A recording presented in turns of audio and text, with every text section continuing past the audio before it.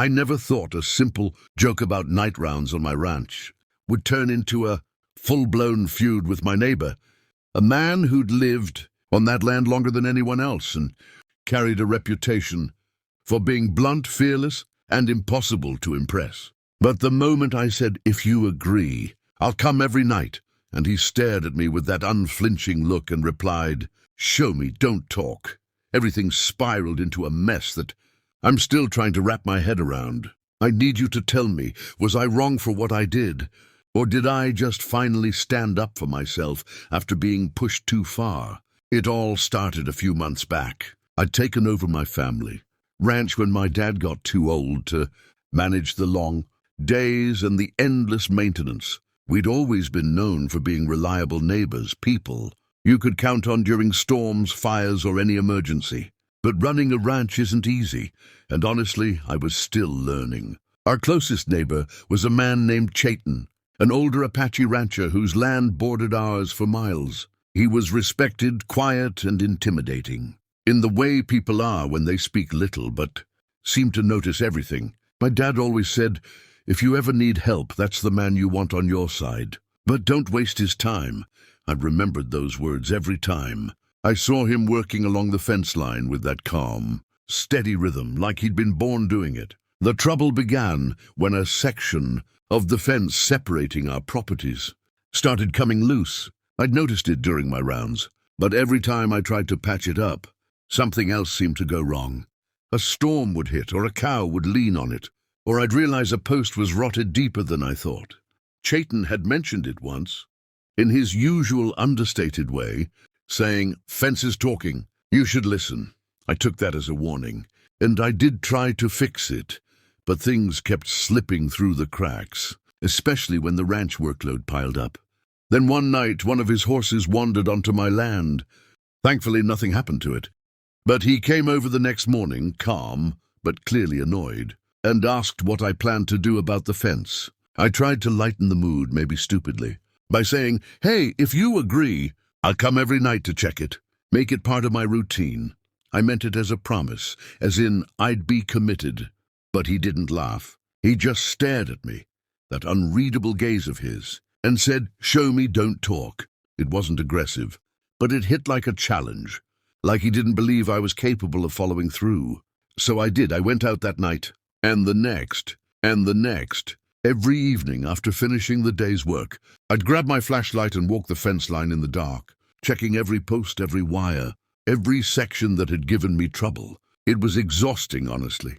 I'd be dragging by the time I got back to the house. But I did it because I told him I would, because I felt like I had something to prove, both to him and to myself. But then things got weird. On the third night, while I was halfway down the line, I noticed someone else out there, someone standing near the old oak tree that marked the midpoint between our lands. At first I panicked a little, thinking it was some trespasser or poacher. But as I got closer, I realized it was Chayton. He wasn't saying anything, just watching. I nodded to him, he nodded back, and that was it. The next night he was there again, and again, always at a distance, arms crossed, looking like he was silently grading me. It made me feel small, like a kid trying to earn a gold star from a teacher who never gave them out. After nearly 2 weeks of this, I started feeling more frustrated than anything. I was doing my rounds. I was keeping my promise. Why did he have to supervise me like I was untrustworthy? On top of that, I was barely sleeping from the combined workload. My family noticed I was on edge. Even the ranch hands joked that I looked like I was walking around with a storm cloud over my head. But I pushed through, thinking that as long as I kept showing up, he'd eventually back off and trust me.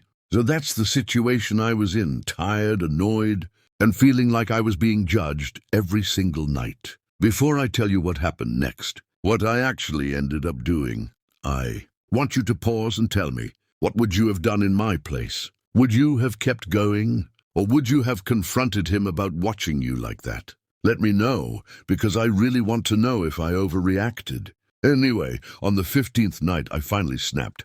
I'd had a brutal day dealing with a broken water pump, a sick calf, and a delivery delay that messed up our whole schedule.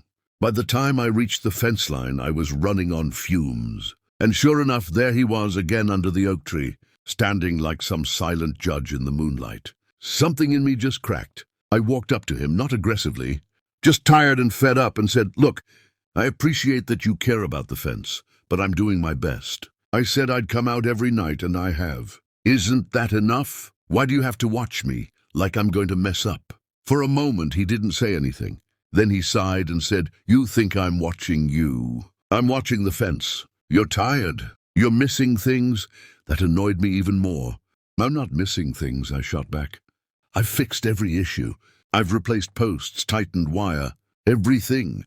But then he took his flashlight and pointed out a stress crack I hadn't noticed. A sag in the wire a few yards down, and a post that was leaning just slightly off-center.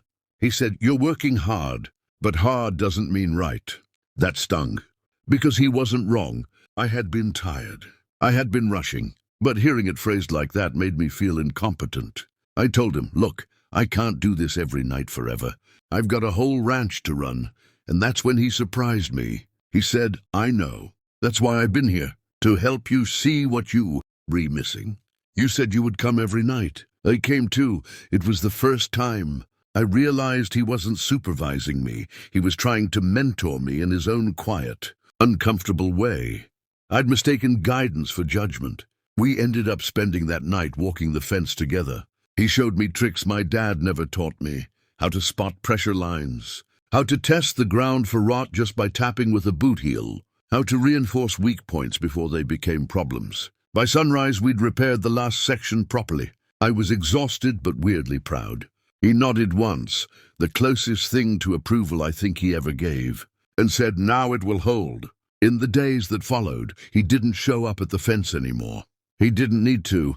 The fence stayed strong, and I kept checking it, not every night, but regularly and with a sharper eye than before. We were on good terms after that, better than before, and I realized the whole situation had been a misunderstanding fueled by my own insecurity. Looking back now, I still wonder if I was wrong for confronting him the way I did. Maybe I should have asked earlier what he was doing there. Maybe I should have communicated instead of letting frustration build up. But maybe I was right to finally speak up and try to understand what was going on. You tell me. And if you were on my side through this whole thing, like this video, so I know I'm not the only one who thought the whole situation was confusing. Subscribe for more stories like this and share your final thoughts in the comments. I'll see you all in the next story.